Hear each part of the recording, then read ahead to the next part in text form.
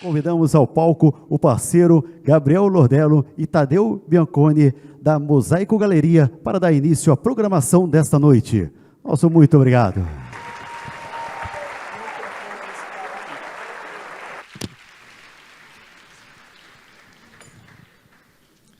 Boa noite a todos. Muito feliz aqui receber todos vocês aqui. Emoção, né, de receber o Sebastião Salgado. Eu e Tadeu temos uma galeria, Mosaico Fotogaleria, um projeto independente, e o Sebastião, com muita generosidade, atendeu o nosso convite. Então, deixa eu ler minha colinha aqui, que a emoção é grande. Vamos lá. Primeiramente, a gente tem que agradecer, né, primeiramente vocês, o público, que estão, esse público maravilhoso aqui nessa noite, para ver fotografia, para ouvir sobre fotografia, né, e principalmente vindo de Sebastião Salgado, né? Então, é muito importante, e das missões da Mosaico é justamente a gente promover a fotografia. Agradecer a equipe do Sesc Glória, muito obrigado. Nós chegamos com essa demanda para eles há mais ou menos um mês, eles tinham uma programação, eles ajustaram a programação para podermos estar aqui hoje com o Sebastião. Então, muito obrigado ao Toniato, à Renata, ao Gabriel, a Amanda Monteiro, que foi quem fez essa ponte, colega, jornalista. Nós, jornalistas, trocamos as ideias e ela fez essa ponte para chegarmos aqui também. Agradecer muito a equipe do Matheus Noronha, o nosso projetor que está aí hoje, que vai fazer essa projeção maravilhosa. Também foi uma parceria que ele nos atendeu prontamente. Então, Matheus, o projetista que está aí, que vai fazer um trabalho maravilhoso.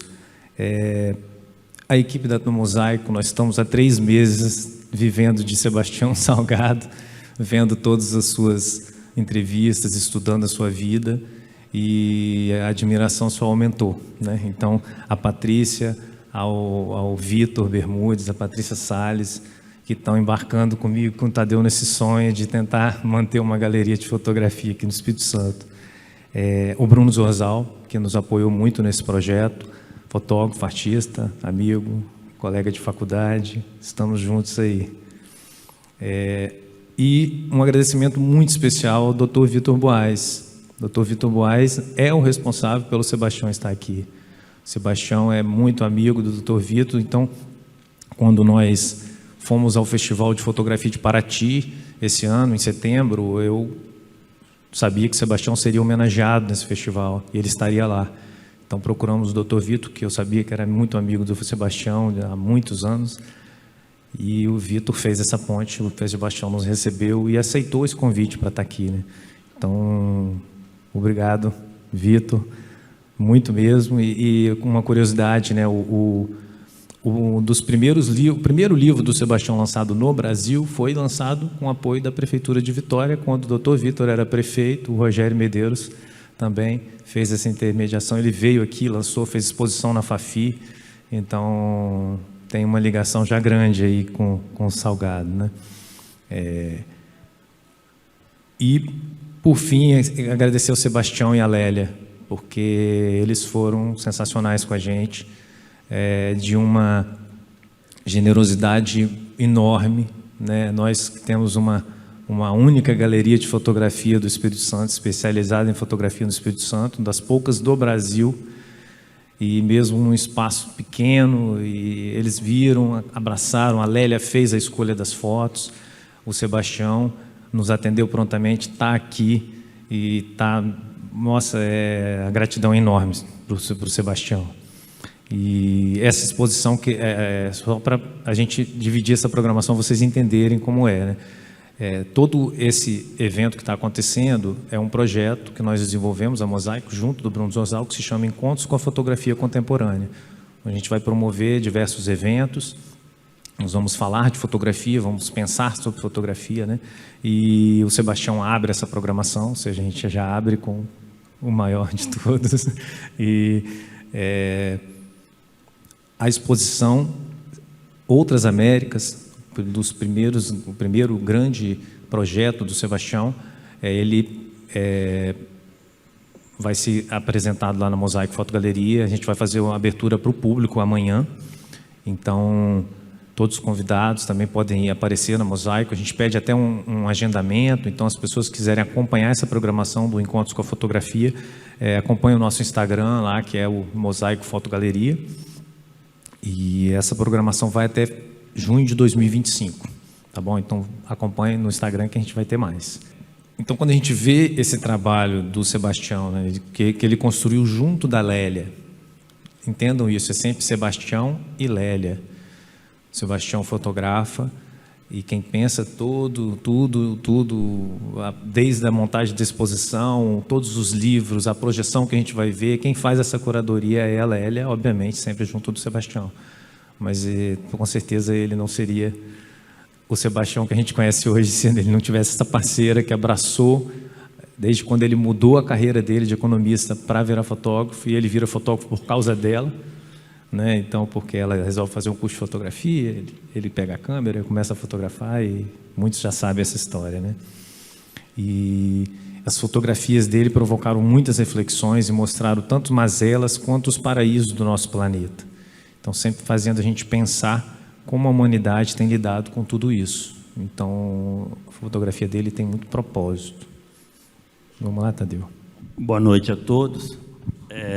Agradeço a presença aqui de todos. Enfim, como o Gabriel disse, tem alguns meses que nós estamos nessa atividade. Bom, eu sou fotógrafo, alguns já me conhecem, mas a primeira vez que eu ouvi falar de Sebastião Salgado, eu nem sabia direito que eu ia ser fotógrafo. Eu estava fora do Brasil estudando, e, bom, isso foi lá pela década de 80, e na Feira do Livro em Frankfurt, eu sempre gostei muito de livros, quem me conhece sabe que eu gosto bastante. Eu vejo um livro com um autor chamado Sebastião Salgado, e, para minha surpresa, Sebastião Salgado, mineiro de Aimorés. Eu, até então, aquele momento, eu não conhecia o Sebastião Salgado, e, enfim, falei, nossa, ele de Aimorés, eu sou de Colatina, bebemos água do Rio Doce, enfim, foi uma surpresa muito grande.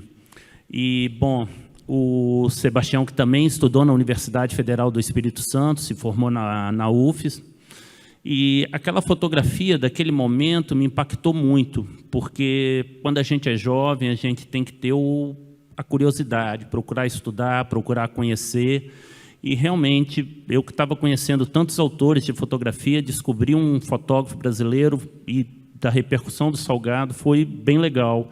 E eu acredito que a fotografia do Sebastião Salgado não só impactou para mim, mas talvez toda uma geração dos anos 80 e dos anos 90 e até hoje. Então, eu acredito que a fotografia do Sebastião, como fotógrafo documentarista e também o início da sua carreira de fotojornalista, ela vem transformando toda uma geração de fotógrafos. Bom, e nisso nós estamos aqui com o Salgado hoje, que, sinceridade, para a gente ainda, a gente está sentindo de uma forma bem alegre, bem feliz, isso tudo está acontecendo. Ao mesmo tempo, nós estamos desenvolvendo o projeto Encontros com a Fotografia Contemporânea, na Mosaico, como o Gabriel colocou. É um projeto feito com vários parceiros, né? Estamos começando com o Sebastião, e é um projeto de modo totalmente independente. Nosso objetivo é trazer a fotografia para o debate no Espírito Santo, voltarmos nossos olhares também para a produção local. O Estado do Espírito Santo tem muito bons fotógrafos, nós temos uma tradição na história da fotografia, nós tivemos aqui fotógrafos do Imperador fotografando o Espírito Santo, enfim, desde os primórdios do Espírito Santo. Nós tivemos uma contribuição da professora Almerinda Lopes, que conseguiu produzir um livro sobre a história da fotografia no Espírito Santo, de 1900 a 1950. Enfim, é importante que a sociedade reconheça e que tenhamos mais políticas públicas que fomentem esses projetos e que façam a fotografia ocupar o lugar que ela merece na nossa sociedade. Nós temos bons editais acontecendo, muita coisa na política pública, mas precisamos de um modo que a fotografia seja fotografia. A fotografia é uma arte dela, particularmente dela. Então, a gente precisa fomentar projetos relacionados à fotografia. Muito bem, vocês já ouviram a gente demais, vocês vieram aqui para ver Sebastião. Então, Sebastião, por favor, pode vir Muito obrigado pela presença mais uma vez. E agora o que vocês... À vontade.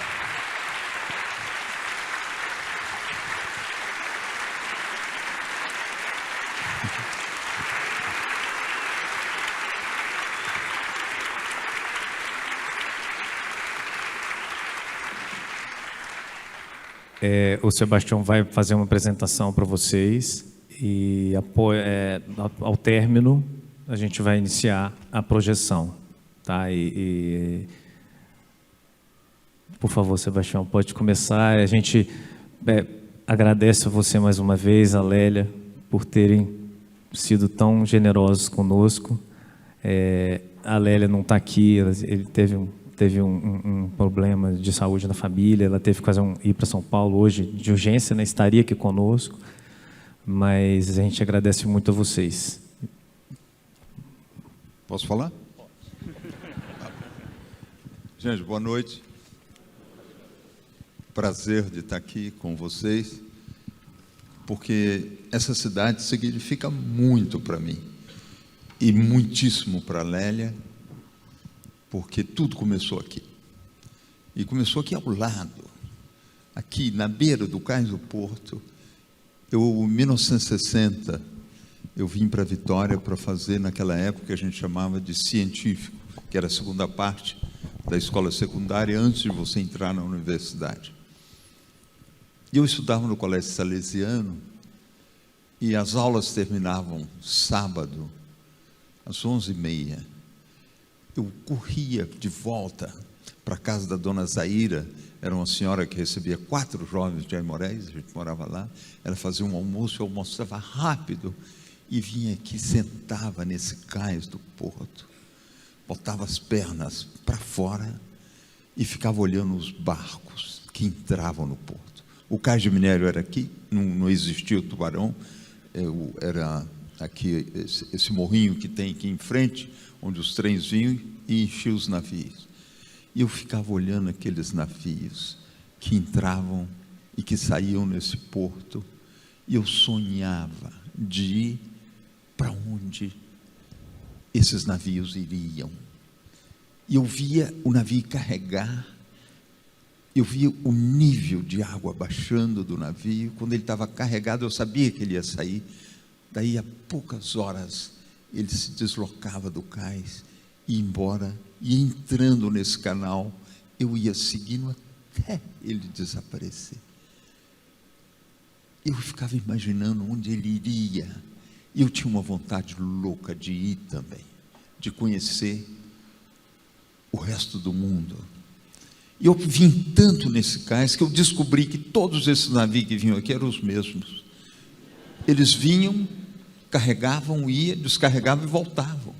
Eu via pelo nome, via por tudo. Eles iam para a Noruega, iam para o Japão, iam para... Não importa.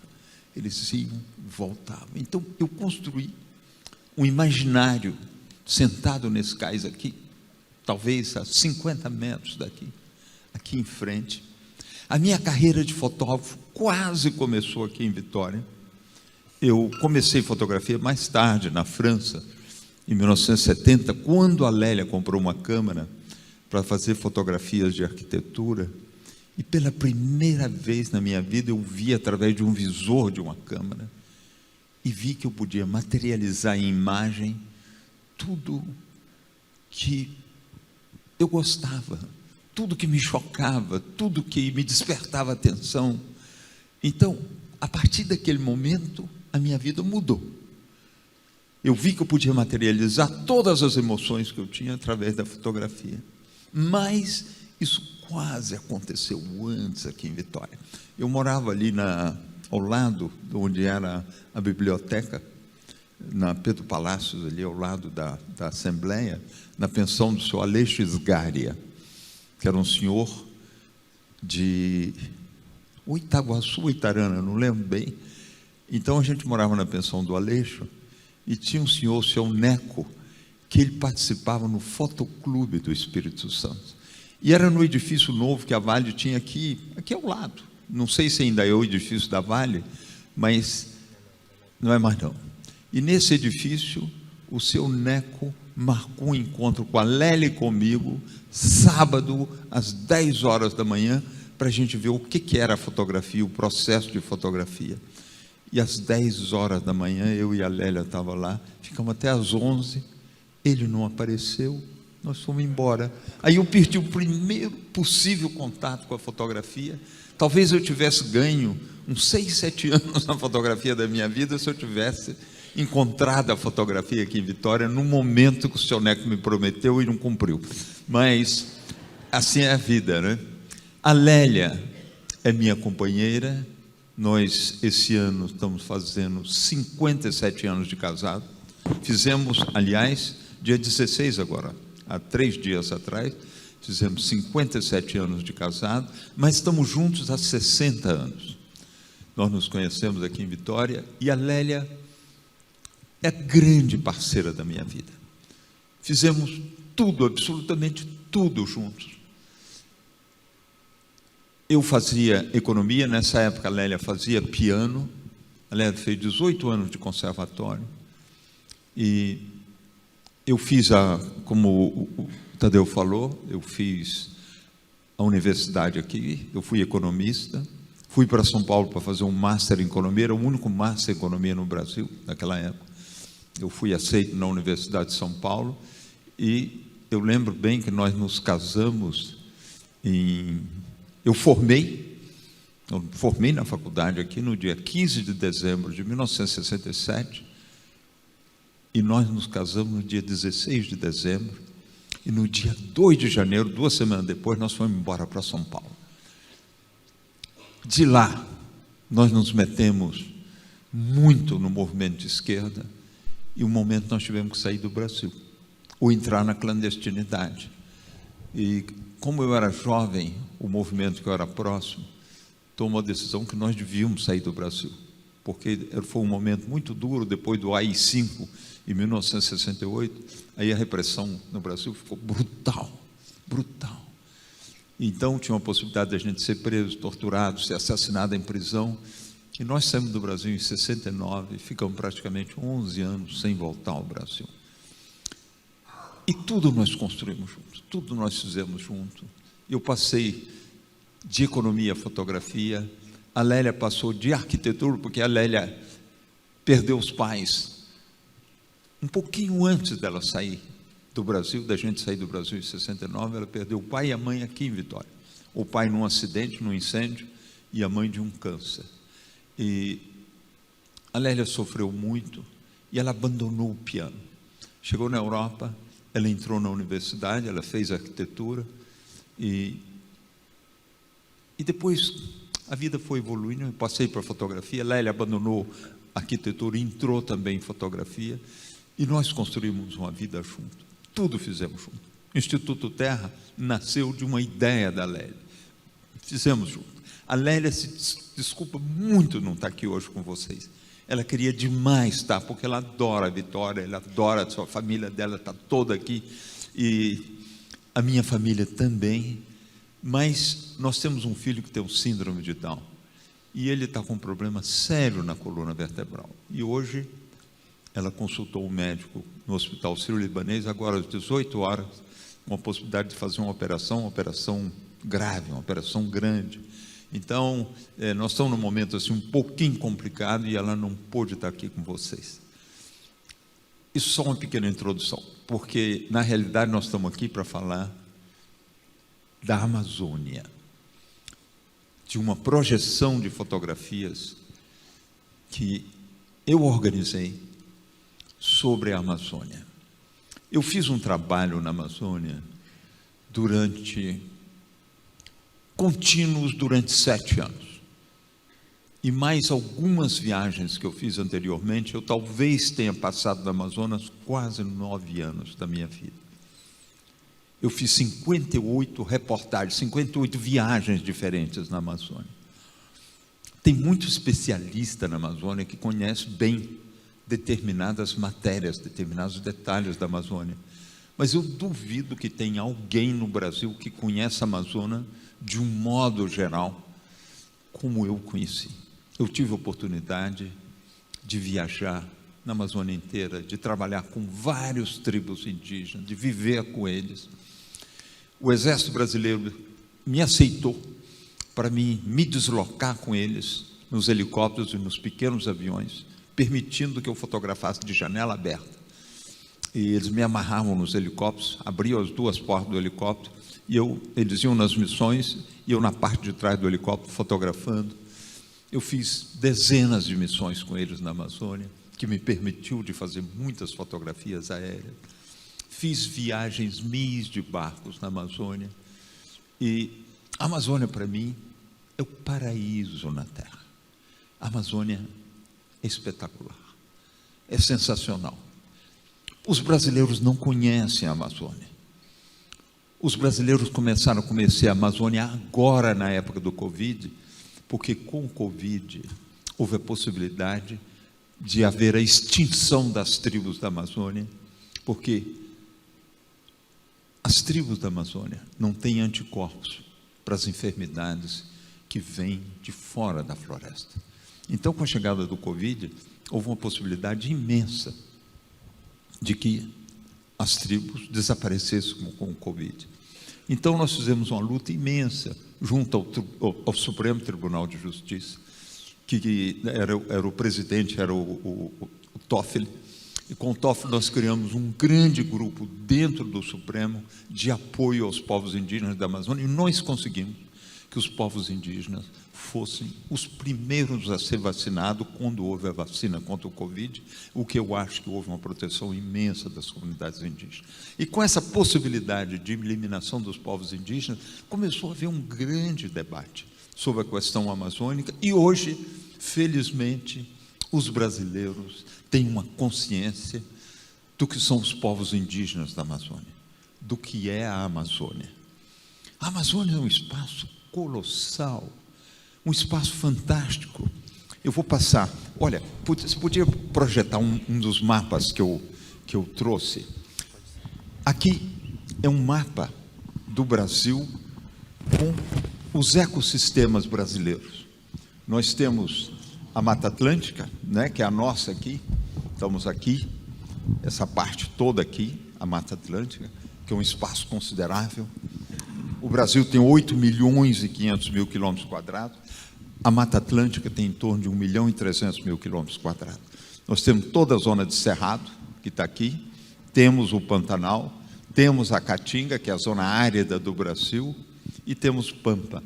E temos a Amazônia. Podia passar o segundo mapa, fazendo um favor. Aqui é interessante de ver, olha ali naquele canto, a superfície do Brasil. E olha, a superfície da Amazônia representa 49,29% do território brasileiro, é a Amazônia. E não é a Amazônia legal, porque houveram os políticos malandros aí, que viviam na periferia da Amazônia, e que transformaram isso aqui numa coisa chamada Amazônia legal. Mas isso aqui, 49,29%, é o bioma amazônico, é a floresta amazônica, é a metade do nosso país. E olha o tamanho desse país. A gente, quando viaja nesse país, a gente vê as extensões. Pois é, dentro da Amazônia é uma coisa colossal o tamanho da Amazônia. Pode passar o outro mapa. Aqui é a Amazônia, é ela mesma. O bioma amazônico, o pedaço do Brasil da Amazônia, está aqui. E esse mapa eu pedi para o ISA, o Instituto Socioambiental em São Paulo, preparar esse mapa para mim. Porque esse mapa é extremamente importante, nós temos políticos aqui, para a gente lutar pela proteção da Amazônia.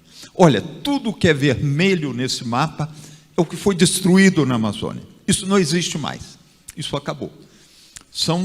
Olha aqui, são 17,25% que foi destruído. Acabou. Tudo que é amarelinho aqui nesse mapa são as comunidades indígenas, os territórios indígenas, que foram conquistados pela luta da FUNAI. A FUNAI é uma organização incrível. A FUNAI conseguiu iniciando há muitos anos atrás, ela conseguiu transformar todas essas áreas amarelas, que são territórios indígenas, transformar em território protegido pela Constituição. Essas terras são protegidas pela Constituição. Quando a gente vê todo esse movimento que existe hoje, através da bancada rural, a bancada da bala no Brasil, a tentativa de destabilizar os territórios indígenas, é porque essas terras são todas terras agrícolas. Os indígenas foram os primeiros que chegaram na Amazônia. Antes do último período glaciário, que aconteceu mais ou menos 18, 20 mil anos atrás, não existia população humana na América. No período glaciário, o Estreito de Bering, que liga a Ásia ao Alasca, ele se transformou numa ponte de gelo. Ele gelou. E as populações asiáticas andaram durante mais de 2.000 anos, que durou o período glaciário, vieram andando, atravessaram aquela ponte de gelo e foram entrando na América. Durante 2.000 anos entraram na América, por pequenos grupos, e foram descendo a América. E se instalaram aqui na Amazonas há mais ou menos 8, 10 mil anos atrás. Fantástico! Os indígenas já estão aqui na Amazônia há 8, 10 mil anos. E é claro, eles são todos agricultores. E eles escolheram as melhores terras agrícolas. Então, são essas terras amarelas. E olha que interessante, nessas terras amarelas, praticamente não tem pontinho vermelho. Eles protegeram a Amazônia. Olha, outra coisa interessante nesse mapa é todos esse território verde claro. Tudo que é verde claro são as áreas de proteção permanente, são os parques nacionais. Aí não foi mais a FUNAI, mas foi o Ministério do Meio Ambiente que transformou essas áreas em parques nacionais protegidos pela Constituição. Se a gente olha os dados que estão aqui, olha, os territórios indígenas representam 25,2% de toda a Amazônia. Os parques nacionais representam 24,9% de toda a Amazônia. Então, em torno de 51% da Amazônia é protegido pela Constituição, é protegido pela lei. E todo esse debate que nós temos de tentativa de violar o território da Amazônia é tentativa de fazer que a Constituição não seja mais válida, que a gente modifique a Constituição para permitir a destruição desses espaços, transformando em territórios agrícolas. Porque, olha, tem uma outra cor nesse mapa, que é o verde escuro.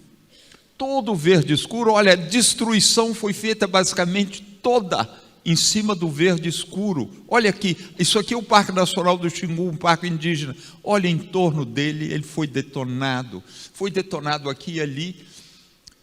Isso aí são as terras devolutas, são mais ou menos 49% da Amazônia, são as terras devolutas. As pessoas iam, ocupavam, solicitavam o direito de posse, e o governo dava o direito de posse, e nós detonamos essa parte da Amazônia. Mas olha que interessante, tem uma grande parte aqui, que tem uma quantidade de verde escuro, que não tem ninguém vivendo nela. Você sabe por quê? Porque o rio Amazonas, ele entra no Brasil aqui. Os Solimões vêm do Peru e da Colômbia. A Colômbia está do lado de cima, o Peru do lado de baixo. Entra aqui e ele corre exatamente aqui e ele vai sair no Oceano Atlântico aqui. Dali, aqui, são 4.660 quilômetros. É uma distância incrível. Mas olha bem, não tem pontinho vermelho, porque toda essa área é inundável. 6 meses por ano, toda essa área está debaixo da água. Os parques nacionais que tem aqui são parques nacionais aquáticos. Então, aqui jamais nós vamos destruir, porque nenhum projeto agrícola pode sobreviver só com 6 meses de exploração, depois ficar debaixo da água. Então, se a gente conseguisse apoiar o governo federal na luta de proteção do espaço amazônico, não é? Convencendo os nossos deputados federais, os nossos senadores, de não votar leis reacionárias que levem à destruição do espaço amazônico, nós protegeríamos a Amazônia, porque já é protegida uma grande parte naturalmente pelas águas. E a Constituição já protege os territórios indígenas e as áreas de conservação permanente. Então, nós dependemos desse espaço amazônico. Olha bem, quando eu era menino, lá em Amoréis, meu pai tinha fazenda. Não era muito longe do Rio Doce. E eu era menino, falava, pai, olha que nuvens fantásticas, a gente ficava esperando chuva, praticamente 8 meses por ano. Quando eu via aquelas nuvens maravilhosas, eu falava, pai, hoje vai chover. Ele falava, meu filho, chuva que arma desse lado nunca chove, nunca vem aqui. Eu falei, mas e aí, pai, mas de onde vem essa chuva? Ele falou, vem de cá. Depois eu aprendi que daquele lado ali era o Oceano Atlântico e que toda chuva vem da evaporação dos oceanos.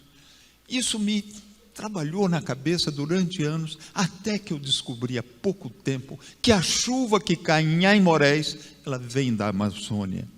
Ela vem do lado contrário do oceano. E tudo que chove no Mato Grosso, em São Paulo, Rio Grande do Sul, uma grande parte de quase todo o Brasil, vem da Amazônia. Nós dependemos dos sistemas de água da Amazônia para manter essa grande agricultura do Brasil. E olha, os grandes inimigos dos territórios de floresta da Amazônia são exatamente o movimento do agronegócio. Eles que têm vontade de ir lá destruir, e o dia que eles destruírem, eles vão ficar sem água. Nós não teremos mais água.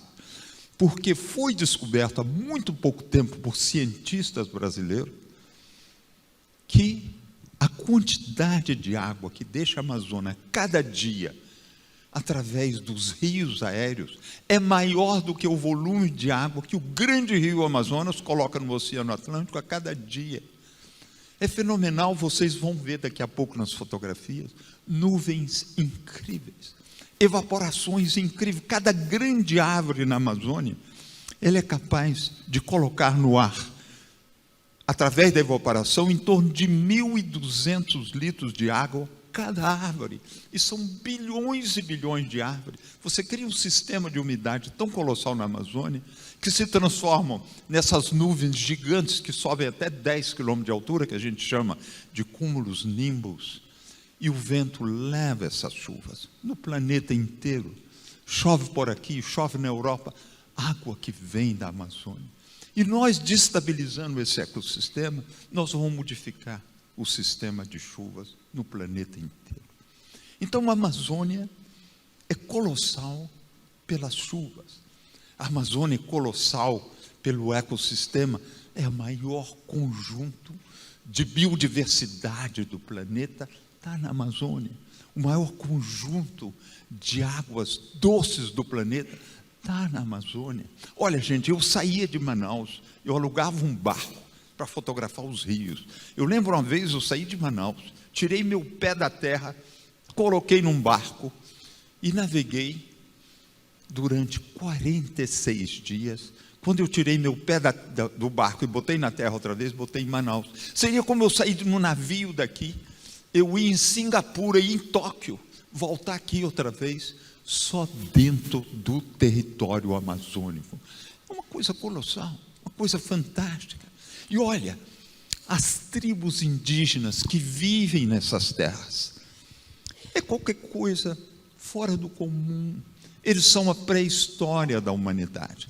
Olha, quando os portugueses chegaram aqui, encontraram os indígenas na costa brasileira, eles tiveram relação sexual com essas indígenas. Teve português de ter 80 mulheres, porque os indígenas não têm um problema sexual que nós temos imposto pelas nossas religiões. Então, o que eles queriam é ter um cunhado português, porque o português trazia os facões, trazia as cordas, as coisas que eles não tinham, trazia uma nova tecnologia, e eles queriam uma nova tecnologia. Então, eram loucos para ter um português na tribo, para ter a nova tecnologia que vinha para ele. Foi um movimento que houve no Brasil chamado cunhadismo, que todo mundo queria um cunhado português. Mas olha, quando os portugueses tiveram uma relação sexual com a indígena, eles tiveram um filho, o que prova que matematicamente, geneticamente, nós somos a mesma espécie. Não existe diferença nenhuma dos indígenas para nós que estamos nessa sala. A espécie humana, a referência mais distante dela no planeta, é há 70 mil anos no leste da África. Do leste da África, 70 mil anos atrás, nós andamos em direção ao sul da África. Nós andamos em direção à Europa. Nós andamos em direção à Austrália. A Austrália foi descoberta, foi povoada por seres humanos há 40 mil anos atrás. Nós andamos em direção à Ásia. Aqueles que andaram em direção à Ásia atravessaram o Estreito de Bering, entraram na América. E quando os portugueses chegaram aqui há 500 anos atrás, encontraram eles mesmos. Aqueles mesmos que andaram para a Europa são os mesmos que andaram para a Ásia, vieram a pé pela Ásia, os portugueses foram de barco por aqui e se encontraram por lá. Você entende? Então, o que é fantástico com as tribos indígenas da Amazônia é que eles são a pré-história da humanidade. Dentro da floresta amazônica brasileira tem 102 grupos indígenas que nunca foram contactados, jamais tiveram um contato com ninguém de fora da floresta, que são nós de há 10 mil anos atrás, nós mesmos que atravessamos o Estreito de Bering há 16 mil anos atrás, ainda existiram dentro da floresta amazônica. Esse momento que eu estou falando com vocês aqui, em pleno século XXI, nós temos a pré-história da humanidade que está lá. A Amazônia deve ter a maior concentração linguística e cultural do planeta, porque são mais de 200 culturas, são mais de 200 línguas que existem na Amazônia. Então, é uma riqueza tão colossal que nós temos a obrigação, para as gerações futuras, de manter essas culturas, de manter essas comunidades. E olha, gente, como nós dependemos da Amazônia, do sistema de chuva, olha bem quem está protegendo a Amazônia, as comunidades indígenas, porque todo o território amarelinho aí não tem detonação, eles protegeram a floresta. Então, eu acho que nós temos a obrigação de proteger, nós todos que estamos aqui, que temos contatos com deputados federais, com senadores, de fazer uma pressão sobre essa gente, para não votar leis de destruição do espaço amazônico, porque nós dependemos dele para a sobrevivência da humanidade. As fotografias que eu vou apresentar aqui são essas fotografias que eu passei anos para fazer. Eu tenho uma exposição gigante, nós acabamos de abrir essa exposição, tem mais ou menos uns 25 dias em Singapura. Abrimos a mesma exposição em Barcelona, tem umas 2 semanas. Nós vamos abrir na Cidade do México no dia 16 de janeiro. Nós temos 5 exposições que, junto com o movimento indígena, junto com o movimento de proteção ambiental da Amazônia, circula através do mundo. Nós temos vários livros sobre a Amazônia e temos um concerto de música clássica. Eu vi a orquestra tocando aqui agora, que maravilha. Esse concerto de música clássica é o concerto que eu vou apresentar para vocês aqui agora. São 255 fotografias, que nós adaptamos essas fotografias sobre uma música do Heitor Villa-Lobos, uma música maravilhosa, chamada A Floresta do Amazonas. Ele compôs uma suíte musical, ela é mais longa, ela faz 75 minutos, mas a Academia Brasileira de Música ajudou a gente a reduzir a 43 minutos. E são os 43 minutos de música que eu vou apresentar para vocês. Nós apresentamos no dia 17 e 18 de setembro na Ópera de Frankfurt. O mesmo que vocês vão ver aqui, mas só que lá com uma orquestra sinfônica completa. 102 músicos tocaram na maior ópera da Alemanha. Apresentamos em Barcelona no dia 2 de dezembro, no Liceu, que é a maior sala de concertos da Espanha, com a Orquestra Sinfônica Nacional da Espanha. aqui eu vou apresentar as mesmas fotografias que nós apresentamos nesse concerto. Vocês vão ver exatamente o mesmo concerto, mas só que aqui a música foi executada pela Orquestra Sinfônica de Bratislava, e na Eslováquia. É a música do Villa-Lobos, a mesma. É uma suíte musical composta de 11 partes. Eu escutei mais de 1000 vezes essa música para ver qual fotografia minha se adaptava melhor a cada parte dessa suíte musical. Depois trabalhei muito tempo que cada fotografia ela durasse o tempo da frase musical. Nós colocamos num programa de computador a música, que havia os pontos altos, os pontos baixos da frase musical, e a fotografia ia seguindo. Vocês vão ver que tem uma harmonia total entre a música e a fotografia.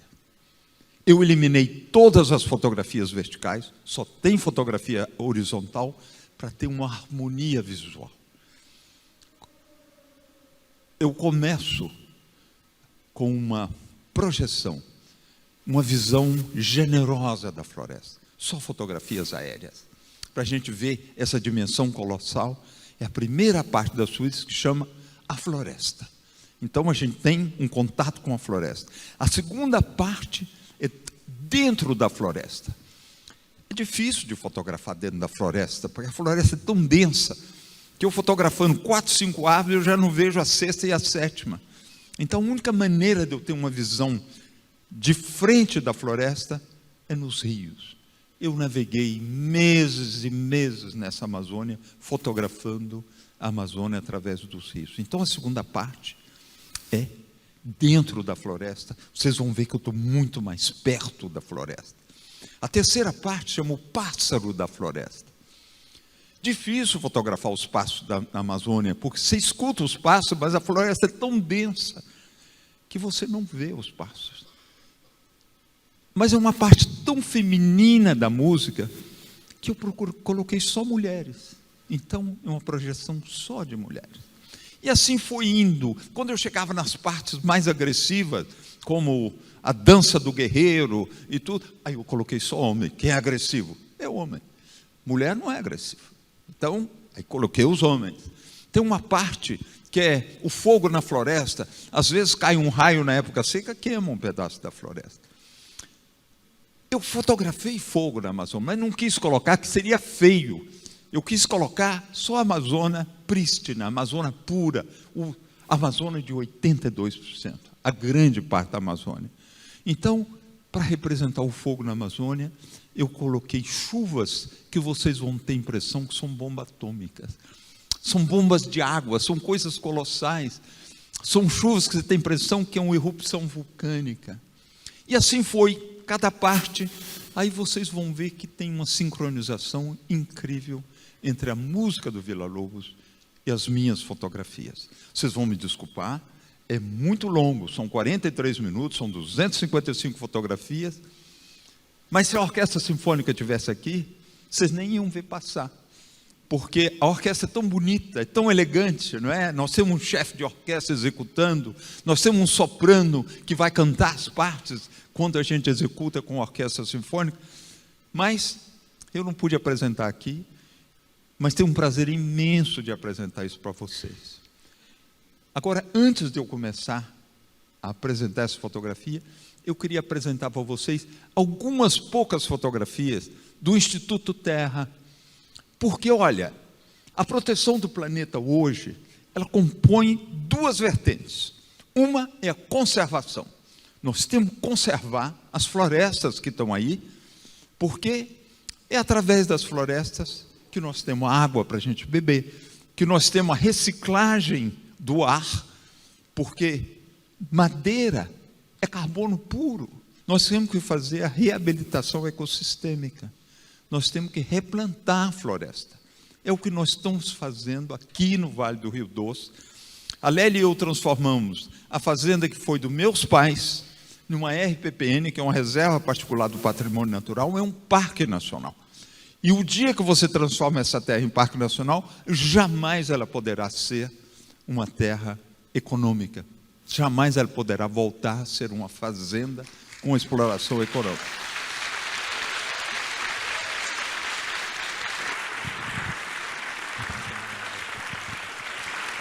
Então, nós transformamos em uma EPPN e nós começamos a plantar. Hoje, com o plantio que terminou agora desse ano, nós estamos a 3.400.000 árvores plantadas. É fenomenal. Nós recriamos o paraíso no Instituto Terra. Nós recebemos uma doação de uma grande companhia de seguro suíça, que é a Zurich Insurance Company. Nós começamos com 800 hectares, agora nós já estamos com 2.500 hectares. Eles doaram para a gente, nós compramos as terras em volta, e nós vamos estar plantando pelo menos mais uns 15 milhões de árvores nos próximos 15 anos, 10, 15 anos. Então, nós estamos reabilitando, nós estamos trabalhando com milhares de proprietários rurais em Minas Gerais e no Espírito Santo, que nós temos programa também com o governo do Espírito Santo, recuperando as fontes de água. Nós estamos recuperando milhares de fontes de água. Para recuperar uma fonte de água, nós precisamos plantar 500 árvores. Onde foi a antiga fonte que morreu, a gente planta 500 árvores e com 2 anos nós temos água de volta. Então nós estamos trabalhando nisso. Eu queria mostrar algumas fotografias do Instituto Terra, aí depois nós vemos uma projeção. Então você podia passar a sequência para mim. Olha, assim era o Instituto Terra. A terra cansada, erodida. Na época de seca, essas terras por aí do Vale do Rio Doce não são muito diferentes disso que vocês estão vendo. A próxima. Olha, essa foto é interessante, porque eu vou mostrar para vocês a foto feita exatamente nesse mesmo lugar em dezembro do ano passado. A próxima. Olha, é no mesmo lugar. Exatamente no mesmo lugar.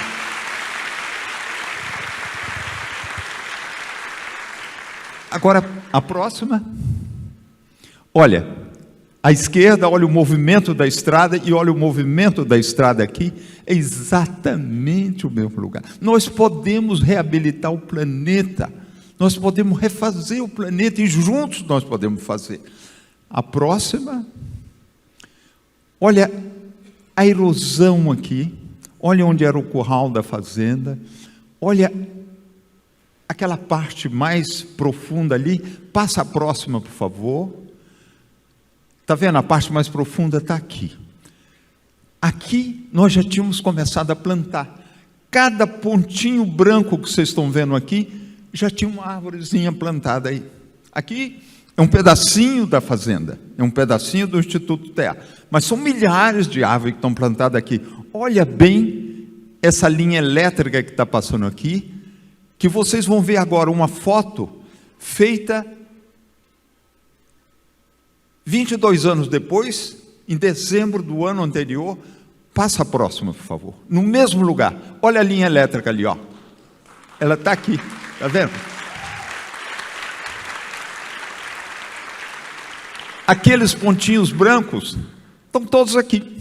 Viraram essas árvores maravilhosas. Nós temos 173 espécies de pássaros. Nós temos até onça que voltou. Nós temos toda uma cadeia alimentar. Olha, nós começamos, as primeiras árvores nós plantamos no final de 1979.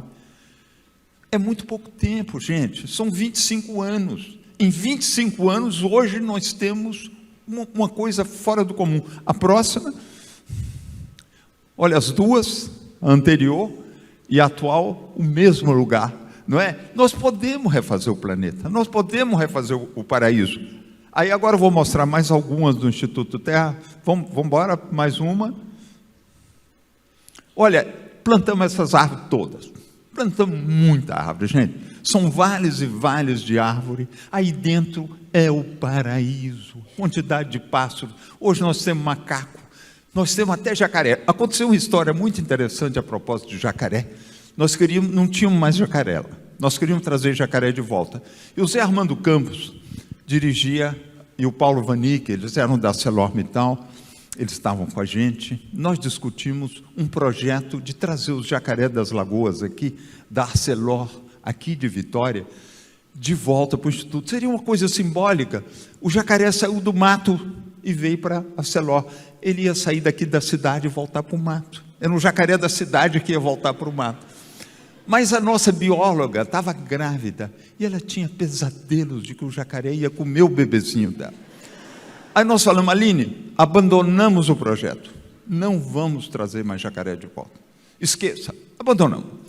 Passado assim, uns 6 meses, veio o técnico agrícola numa moto, falou: Tião. Falei: o que houve? Ele falou: Tião, eu vi um jacaré chegando sozinho, todo empoeirado na estrada, entrou na lagoa. Eu falei: não é possível. Ele veio sozinho. E hoje nós temos jacaré, nós temos tudo no Instituto Terra, sabe? Mais uma, agora eu vou mostrar algumas fotos, está vendo? São milhões de aves que estão aí. Mais uma. A próxima. A próxima. Mais uma. Nós somos o maior empregador do nosso município, depois da prefeitura. Nós empregamos 160 trabalhadores. Olha, gente, é difícil você conseguir dinheiro para pagar esses salários todos. Não é? No fim do mês tem que ser direitinho, tem que ser justo e conseguir os projetos. E eles estão fazendo ginástica antes de ir para o trabalho. Tem toda a segurança. É uma maravilha o Instituto. Próxima. Nosso viveiro.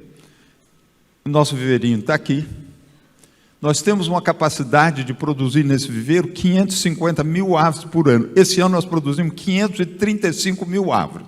Nós plantamos nós mesmos, dentro do Instituto, 260 mil árvores, e as outras vão para as recuperações de nascente, que nós estamos com um projeto com o governo alemão, de recuperar 4.200 nascentes. Nós estamos trabalhando com 3.500 propriedades rurais em Minas e no Espírito Santo, então as outras árvores vão para lá. Mas agora nós estamos fazendo um viveiro novo, porque nós compramos novas terras, e o projeto está aumentando com o número de propriedades rurais. Nós vamos passar, a partir de novembro do ano que vem, o nosso viveiro para 2 milhões de árvores por ano. A próxima.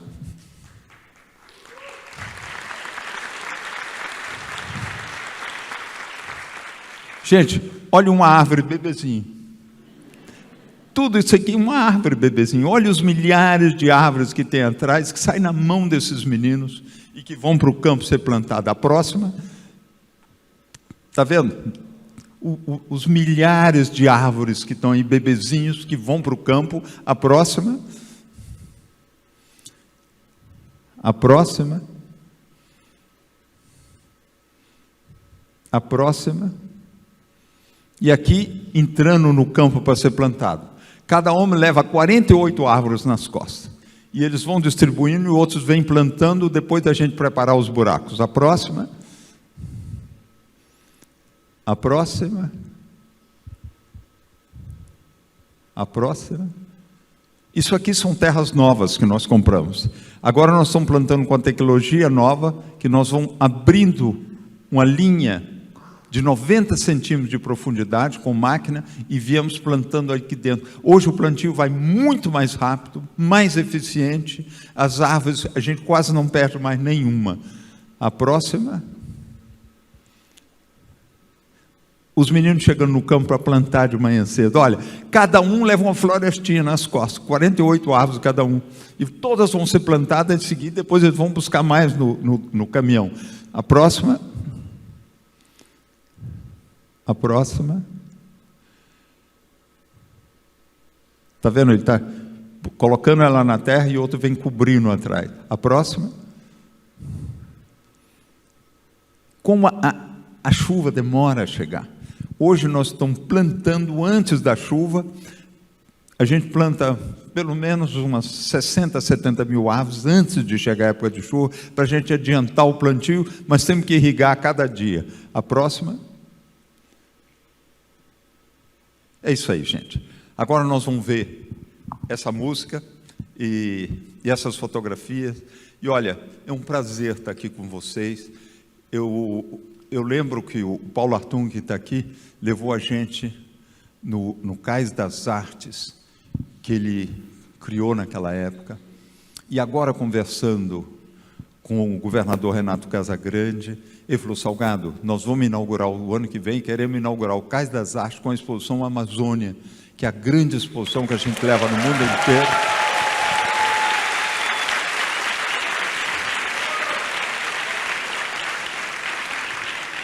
E nós vamos fazer essa grande exposição que a gente apresenta no mundo inteiro, nós vamos fazer em Vitória com um prazer imenso. Então agora vamos ver essas fotografias da projeção e muito obrigado, foi um prazer.